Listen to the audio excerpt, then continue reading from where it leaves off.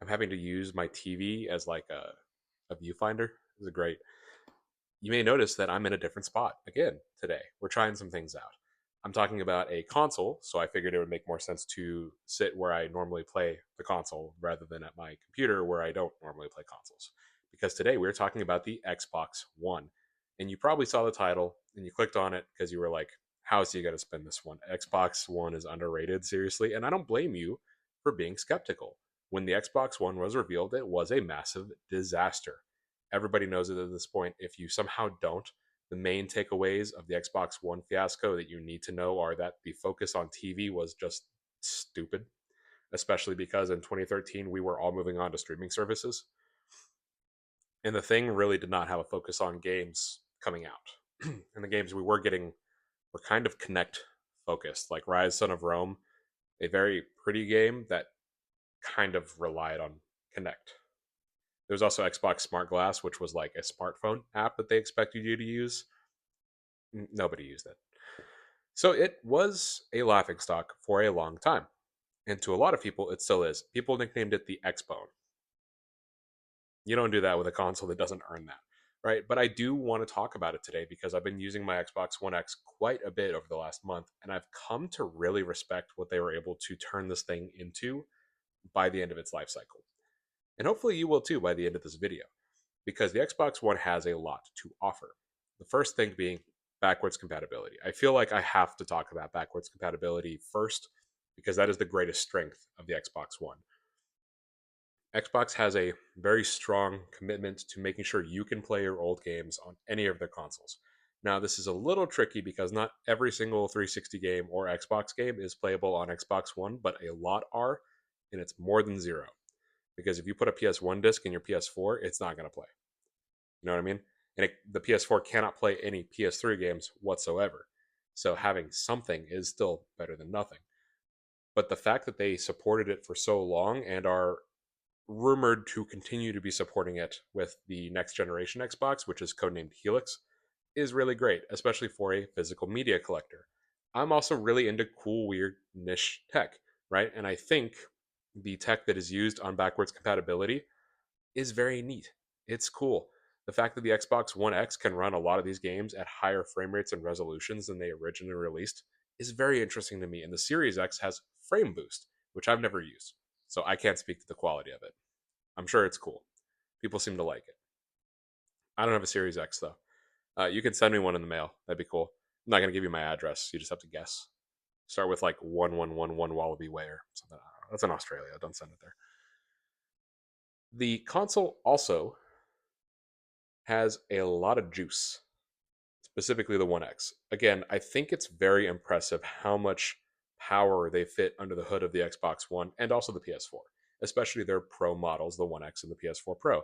But the One X specifically really focused on that power aspect because they wanted to be coming out of the gate able to do native 4K on a lot of games, and you can. And it's not upscaled, it is native 4K. And if you've never played Red Dead 2 in native 4K, it's pretty neat. It's pretty cool. All right. The second point, you can see that I'm kind of working out how to make this work in my head.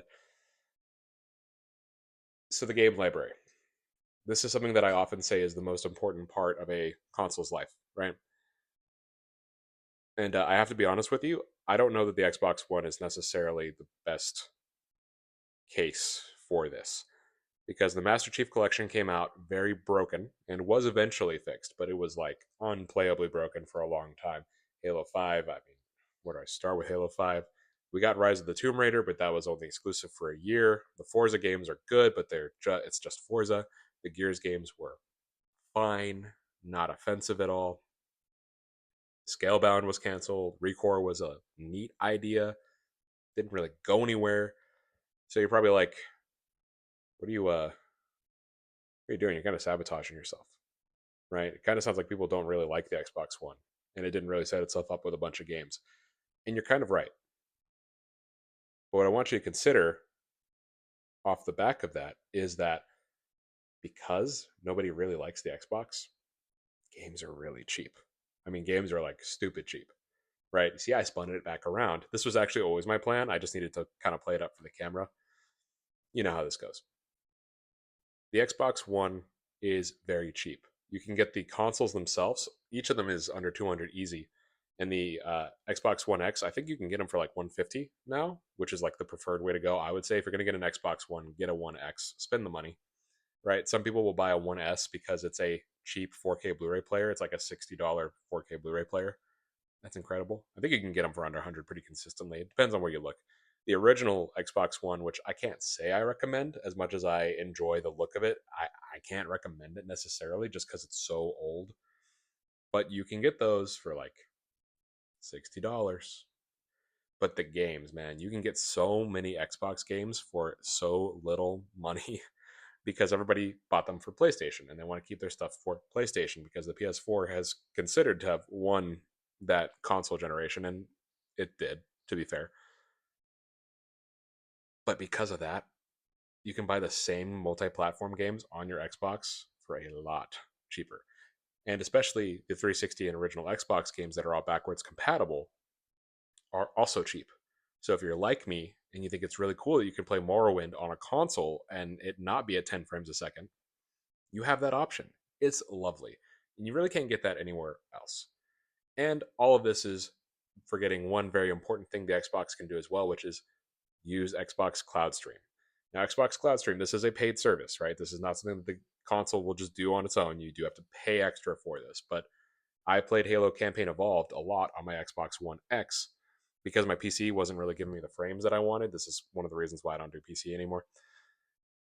So I decided I'm going to try cloud streaming, right? I have a hardline Ethernet cable on my Xbox One X. I have pretty good internet, I would say. So I gave it a shot and it ran almost like it was running natively. So I didn't even need to buy a Series X to play that game. Obviously, I would like to own it at some point because when you're playing games like that, you don't own them. But the value proposition on being able to play new Series X games on cloud on your one, that's like really cool. So now you've got this crazy value proposition of all your games are cheap. Your backwards compatible games are cheap. You might even still have them, right? And these are all mine in the back here that I've reacquired. But I can play most of those games with little to no trouble at all. And I can play Series X games on cloud if I need to. Again, there's a lot of caveats with that. It depends on your internet, it depends on the service. If there's an outage, you're kind of screwed. But it's cool that it's an option. And it's, again, something that PlayStation's not really offering and not offering in the same way Xbox does. Because as much crap as we can give Xbox, their cloud service is pretty good. So what do you think? Am I being a softie? Am I being too nice to the Xbox One, or do you agree with me and you think, hey, this thing's kind of underrated? I might pick one up. Let me know in the comments below. Hey, this is pause from the future. Uh, I definitely said day 12 in the Xbox video here, but it's actually day 11. Day 12 is a different video. So you're getting a little bit of editing today. Congratulations. And I'm really enjoying this challenge. And if you're enjoying this video or enjoying what I have to say, please, please, please watch the other videos in the playlist that I have linked here. This is all of my videos for my 30-day challenge. Start from one, go forward. What you're going to see is really cool. You're going to see me explore a lot of ideas. You're going to see me try to find ways to challenge the way that you think. And you're going to find that I get better at speaking on camera as the days go on. It's very cool. The best way to support the channel is, of course, to watch those, like, and subscribe. Helps me out a lot. This is something I enjoy doing. I do this for fun. I don't have some financial ulterior motive to this. This isn't my retirement plan. This is just something that I'm doing because I enjoy it. But of course, support is always nice. Thanks for watching.